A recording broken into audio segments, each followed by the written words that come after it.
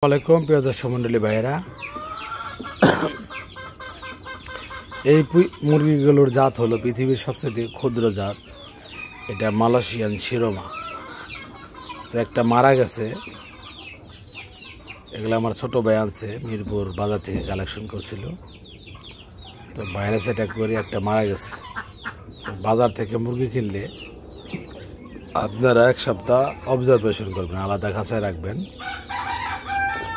তারপর কিমি ডোজ করবেন, প্রয়োজন পরে অ্যান্টিবায়োটিক খাওয়াবেন, সুস্থ করে তারপর আপনি সেটা আনতে পারবেন। আর যদি সরাসরি হাটে বাজার থেকে আনেন, হাটে বাজারে প্রচুর ভাইরাস থাকে, যে ভাইরাসের কারণে ভালো মুরগিগুলো মারা যায়।